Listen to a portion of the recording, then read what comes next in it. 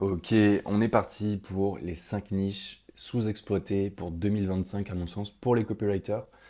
Et j'ai envie de t'en parler parce que j'ai l'impression qu'on est dans un contexte qui est de plus en plus orienté vers les infopreneurs, donc les vendeurs de formation. Et, et quand tu te concentres uniquement sur ces personnes-là, ce qui est très bien pour démarrer, bah forcément la concurrence est plus forte parce que dans la plupart des formations en copywriting, on t'apprend à faire des emails, des pages de vente et à aller vers ces personnes. Mais j'ai envie de te montrer avec cette vidéo 5 niches qui vont pouvoir t'aider à vendre plus facilement tes services parce qu'il y a beaucoup moins de concurrence. Et avant qu'on attaque sur les 5 niches, j'ai surtout envie de te parler de l'état d'esprit à adopter qui va te permettre d'avoir beaucoup plus de résultats dès que tu commences à aller vers ces personnes, à leur parler, à proposer tes services. La première chose, c'est les intentions, le pouvoir de l'intention. Parce que quand tu veux vendre tes services, il y a beaucoup de personnes, beaucoup de copywriters freelance, peut-être toi, moi je sais que ça a été mon cas beaucoup plus de fois que j'aimerais l'admettre, à mes débuts notamment, c'est de se concentrer uniquement sur la vente, la vente, la vente à tout prix. Et forcément, vu qu'on est dans un business entre humains, bah, ça se ressent de l'autre côté, ça se ressent et on n'a pas envie d'être une vache à lait. Les entrepreneurs, les entreprises n'ont pas envie d'être des vaches à lait qui vont payer pour des fois ne pas avoir de résultats. Et c'est pour ça que les entrepreneurs, je te dis ça, c'est les retours que j'ai de mon réseau, sont de plus en plus, prennent de plus en plus de précautions, disons, au moment d'engager un copywriter, tout simplement parce qu'ils ont eu beaucoup de touristes par le passé. Et c'est pour ça que l'intention que tu vas poser, l'intention que tu vas mettre dans ton démarchage, ta prospection, va être, dans bien souvent, ça veut rien dire, dans 99% des cas, bah, l'élément qui va te permettre de signer la personne derrière parce que tu seras là pour proposer et non plus pour seulement vendre tes services. Et c'est ça mon deuxième point, c'est passer de la vente, ok, j'ai quelque chose à te vendre, à ok, j'ai quelque chose à te proposer qui pourrait t'aider et voici ce qu'il est possible de faire si tu veux, on en discute.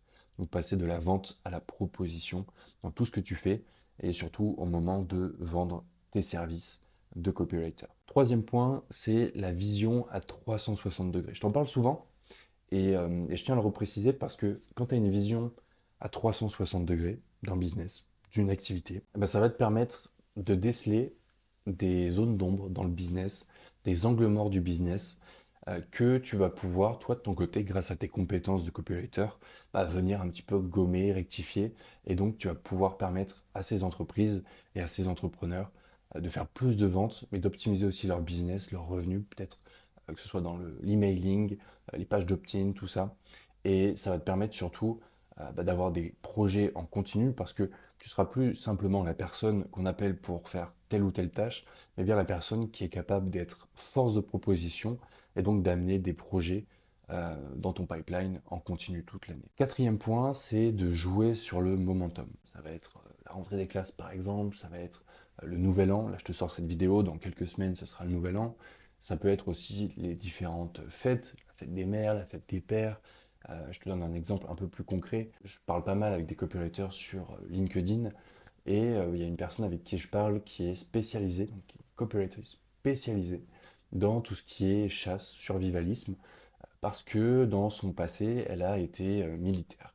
Donc elle a cette expérience et elle a cet intérêt pour ces secteurs. Et par exemple, il y a plusieurs fois dans l'année des événements qui sont euh, à titre commémoratif, notamment le 11 novembre ou l'appel du général de Gaulle en juin. Et ça, tu vois, ça peut être des momentum sur lesquels jouer pour faire des promotions, pour relancer une petite séquence, pour bah, tout simplement être présent pour ces entreprises face à leurs prospects. Et pour elles, ça peut être un moyen bah, d'avoir des projets qui tombent à différents moments de l'année en jouant sur les momentum. Donc voilà pour ça, et je te propose qu'on attaque directement avec la première niche qui, à mon sens, va être sous-exploitée en 2025. Ok, la première niche, à mon sens, ça va être les artisans et les créateurs locaux. Pourquoi? Bah, tout simplement parce que depuis le Covid, donc en 2020, il y a eu un retour au local. On s'est tous retrouvés confinés à la maison sans forcément avoir énormément d'interactions sociales avec nos proches, nos amis, même les petits commerçants du bout de la rue chez qui on va chercher soit nos courses, soit notre petite baguette du matin. Et donc il y a eu ce retour au local, ce qui fait que bah, il y a eu une création d'entreprises artisanale en masse. Là, je t'ai mis un article, tu trouveras la source juste derrière. Il me semble que je te l'ai mise. Ok, j'ai bien fait mes leçons. Et donc, tu vois, pour la première fois, il y a plus de 250 000 entreprises artisanales qui ont vu le jour en 2022, soit une hausse de 7% par rapport à 2021. Donc, tu vois, juste après le Covid, on était encore un petit peu dans la période Covid en 2021. Et ça signifie simplement que il y a énormément d'entreprises qui ont besoin de vendre leurs petites créations. Je te prends l'exemple d'un créateur de bagues, par exemple, qui lui va avoir sa patte. Il va être présent à différents endroits. On va voir ça dans un instant. Tu peux les trouver, ces personnes. Et il va y avoir également de nombreux momentum dans l'année sur lesquels ces entreprises vont pouvoir jouer pour vendre leurs créations. Je pense notamment à la fête des mères, la fête des pères, Noël, quand on veut offrir un cadeau qui sort un petit peu de l'ordinaire. Ça peut être aussi des bagues de fiançailles. Donc tu vois, il y a tout un tas de momentum dans l'année qui peuvent permettre de vendre ces créations. Et toi, si tu es copywriter, j'imagine que tu es copywriter si tu m'écoutes après 5 minutes de vidéo, tu vas pouvoir leur proposer des choses qui vont faire plus de ventes de leur côté et toi, tu auras des projets de ton côté en continu toute l'année. Maintenant, tu te demandes peut-être où trouver ces prospects. C'est très simple.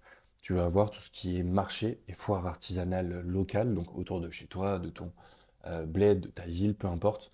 Et c'est une super astuce, enfin, je ne suis pas très objectif, c'est moi qui te la donne, mais c'est un super moyen d'aller directement au contact de tes prospects, d'échanger avec eux, de voir s'il y a des besoins, de prendre des cartes de visite. Tout le monde a aujourd'hui des cartes de visite, encore plus les petits créateurs sur leur stand, et donc ça te fait une manne de prospects, un pipeline de projets potentiels quasiment illimité, tout simplement parce que ces entreprises ont besoin de vendre, d'apporter leurs pattes et toi, c'est ton métier en tant que copywriter. Tu vas aussi avoir tout ce qui est chambre de métier et de l'artisanat, notamment des répertoires entiers, un petit peu style page blanche, page jaune.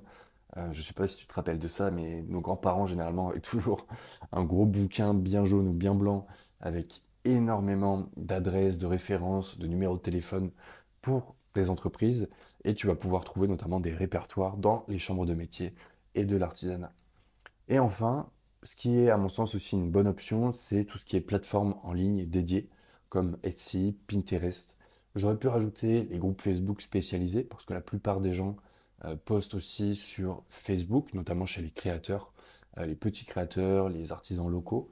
Et aussi, tu peux aller sur Instagram. Pourquoi j'ai pas mis forcément Instagram ici? Tout simplement parce que généralement sur Instagram, donc il y a moyen d'envoyer sur une boutique en ligne et généralement ces petits créateurs renvoient sur leur boutique Etsy, Pinterest, tout simplement parce que ces deux plateformes que je t'ai mis ici à l'écran sont plus optimisées pour la vente de leurs petites créations. Donc voilà pourquoi je t'ai mis ces deux-là en priorité. Ok, deuxième niche qui va être sous-exploitée à mon sens en 2025, c'est tout ce qui est annonce Airbnb, Abritel et les autres plateformes de location saisonnière. Pourquoi je te parle de ça? Comme tu le vois là sur l'article, hop là, je me suis un peu emballé. Comme tu le vois ici sur l'article, donc en bas, la croissance insolente des locations saisonnières en France. Donc, il y a une demande. Les gens, tu vois, Airbnb a fait un chiffre d'affaires de 8,4 milliards d'euros en 2022. C'est en hausse de 40% par rapport à l'année précédente, avec un bénéfice net d'1,9 milliard. C'est énorme. C'est énorme, sauf que la concurrence est de plus en plus féroce, parce que de plus en plus de personnes se lancent. Donc, les autres doivent se démarquer, parmi des centaines, voire des milliers d'annonces dans leur région. Et ça, tu peux les aider en tant que copywriter. Il y a aussi souvent un manque de compétences en rédaction. Ils rédigent eux-mêmes leurs descriptions, souvent c'est plus des caractéristiques que des bénéfices, voire que du storytelling qui donne envie d'aller dehors, dans leur maison d'hôtes, dans leur hébergement, et donc ils perdent des ventes, ils perdent des réservations à ce niveau-là. Et aussi, il y a pour toi un intérêt qui est euh, que tu vas pouvoir montrer un retour sur investissement direct, parce qu'une description optimisée et engageante va augmenter leur taux de réservation et justifier de ton côté des tarifs qui seront assez élevés, tout simplement pour les aider à être complets tout au long de l'année. Tu verras ici, il y a normalement, voilà, la référence de l'article. Le truc, et je tiens à le préciser, avant d'enchaîner sur où trouver des prospects et comment le faire de manière naturelle, toujours avec une bonne intention, le truc c'est que en France, la loi devient de plus en plus sévère dans le milieu de l'immobilier, dans tout ce qui est notamment Airbnb, parce qu'il y en a eu énormément. Sauf qu'en face de ça, on se retrouve avec une crise du logement. Il y a de moins en moins de logements disponibles en France et les gens ont toujours besoin de se loger. Ne serait-ce que quand ils sont mutés pour leur travail, quand ils veulent aller dans une nouvelle région, peu importe leur raison, ils ont besoin de se loger. Donc l'État met de plus en plus de lois en place pour restreindre la création d'Airbnb. Dans la plupart des centres-villes de plus de 200 000 habitants aujourd'hui, c'est interdit de développer de nouveaux Airbnb. Et donc, toi, si tu arrives avec tes compétences de copywriter aujourd'hui, tu vas pouvoir aussi jouer sur ça. C'est-à-dire que la concurrence, déjà, elle est assez féroce, mais en plus maintenant, malgré le fait que ce soit plus dur d'ouvrir et de lancer son Airbnb, bah, ça va être de plus en plus la guerre pour les autres pour se démarquer, et donc leur description, leur carnet, leur storytelling va être de plus en plus important pour justement être complet toute l'année. Je te propose qu'on passe maintenant à où trouver des prospects. Très simple, hein. Tu vas voir les sites d'annonces en ligne avec notamment Airbnb, Abritel. Je t'ai mis ces deux-là parce que c'est pour moi ceux qui se complètent le mieux. C'est-à-dire que sur Airbnb, tu as des expériences, tu as des petits logements, tu as un petit peu tout ce qui est villa, château, mais moins quand même que sur Abritel. Et sur Abritel, c'est principalement pour des grandes familles, des réunions d'entreprises, des fêtes, des mariages, des fiançailles, tout ça. Donc les logements sont beaucoup plus gros, disons. Ce qui fait que les réservations en termes financiers sont beaucoup plus importantes. Et si tu arrives à augmenter le taux de réservation de ces personnes directement avec les hôtes, à les remplir tout au long de l'année, forcément tu vas aussi avoir des revenus qui vont être beaucoup plus importants parce que le nombre et le tarif des réservations est beaucoup plus élevé. Je te propose qu'on passe à la troisième niche qui pour moi va être sous-exploitée en 2025, c'est tout ce qui est marché des véhicules de loisirs, c'est-à-dire camping-car, van, bateau. Et pourquoi je te parle de ça? Tout simplement parce que le marché du camping-car, déjà d'une base, il est toujours dynamique. Donc on voit une hausse de 8,2% sur la saison 2023-2024. Ici, tu trouveras, hop, la petite source. Et je te parle aussi de ça parce qu'on est dans un contexte en France, donc tu as dû voir passer les nouvelles, il y a la réforme des retraites, de plus en plus de personnes partent à la retraite. Ces personnes, bien souvent, ont cotisé toute leur vie pour pouvoir se payer une retraite convenable, pour pouvoir profiter de leur retraite, parce que c'est ce qu'on leur a vendu, hein, c'est ce que le système leur a vendu pendant des décennies. Et donc ces personnes veulent profiter, et il y a beaucoup de personnes de retraités qui partent soit en camping-car, qui partent sur des achats de bateaux, de vannes, qui veulent voir le monde tout simplement, parce que bien souvent, ils ont été pas confinés, mais ils ont été basés dans un seul endroit sans forcément pouvoir vraiment profiter de leur liberté géographique. Et donc, c'est pour ça que je te dis qu'il y a une demande qui, à mon sens, va continuer d'augmenter pendant encore au moins une décennie, parce que ces personnes vont vouloir profiter de leur retraite au maximum. Maintenant, où est-ce que tu peux trouver ces personnes? Alors, on ne parle pas des retraités, mais on parle bien de ceux qui s'adressent aux retraités. Tu vas avoir tout ce qui est salon spécialisé, comme le salon des véhicules de loisirs au Bourget. Alors, si tu n'es pas dans la région parisienne, il n'y a aucun souci. Généralement, toutes les villes ont une fois ou deux à l'année une conférence, est-ce qu'on peut appeler ça comme ça, plutôt un salon dédié à tout ce qui est voilà, euh, véhicule de loisirs. Et si tu arrives à te positionner ici, c'est un petit peu comme les artisans, les créateurs locaux, forcément tu vas avoir une mine de prospects quasiment inépuisable pour proposer tes services après avoir décelé un besoin. Deuxième chose, ça va être les forums et communautés en ligne, notamment le forum du camping-car.fr, très simple, qui regroupe énormément de passionnés, de professionnels, donc ça peut te faire une pierre deux coups, c'est-à-dire avoir les avatars clients ou l'avatar client et en plus les professionnels qui vendent à cet avatar client. Tu vas voir aussi les concessionnaires et les revendeurs qui sont présents dans les zones commerciales, les zones qui sont autour généralement des villes ou via des annuaires professionnels. Encore une fois, ici, tu vas être servi. Tu vas aussi avoir tout ce qui est ville autour de toi, les villes notamment touristiques qui ont souvent des concessions parce que les gens viennent en vacances là et donc quand il y a un pépin avec un véhicule, forcément tu vas avoir besoin de trouver une solution. Ils ont bien compris où se positionner, donc tu peux aussi aller jeter un œil de ce côté-là. Et si tu es sur la côte, sur une ville ou dans un endroit le long d'un fleuve, forcément il y a une demande pour tout ce qui est bateau, bateau de plaisance notamment. Et donc, ces entreprises ont besoin de vendre. Et si tu arrives avec une solution à leur proposer, forcément, Déjà, tu vas te démarquer parce que peu de personnes font ça. Et en plus de ça, tu pourras justifier des tarifs élevés parce que dans ce secteur-là, encore une fois, on est sur plusieurs dizaines de milliers d'euros pour un véhicule comme celui-ci qui serait vendu neuf. Ok, passons à la quatrième niche sous-exploitée. C'est tout ce qui est campagne de crowdfunding. Comme je te l'ai mis à l'écran, donc tu vas voir le baromètre du crowdfunding en France en 2023, qui, malgré une baisse de 11,3% par rapport à l'année précédente, reste un marché énormément intéressant. Avec 2 milliards d'euros collectés en 2023, c'est monstrueux. C'est monstrueux comme marché. Et ça montre que les gens n'ont pas peur de dépenser leur argent dans des projets auxquels ils croient. Et ça montre aussi que de nombreuses personnes lancent leurs projets en crowdfunding, donc ont besoin de récupérer des gains, pas vraiment appeler ça comme des gains, mais plutôt des fonds pour financer leurs projets. Ce qui est intéressant, c'est que tu vas pouvoir trouver ces prospects, donc les personnes qui lancent des campagnes, à différents endroits, notamment sur Kickstarter, Ulule, GoFundMe. Tu vas avoir aussi tout ce qui est incubateur et accélérateur de start-up qui vont avoir un gros intérêt à faire appel à un copywriter, ne serait-ce que pour créer un petit peu de storytelling autour de leur campagne. Et tu vas avoir aussi tout ce qui est réseau professionnel comme LinkedIn qui pour moi arrive en top priorité, tout simplement parce que de plus en plus d'entrepreneurs misent sur leur marque personnelle, leur personal branding, et donc ils communiquent aussi sur leur réseau, dont LinkedIn, pour attirer à eux des fonds pour lancer leur projet. D'ailleurs, j'en profite pour faire une petite aparté.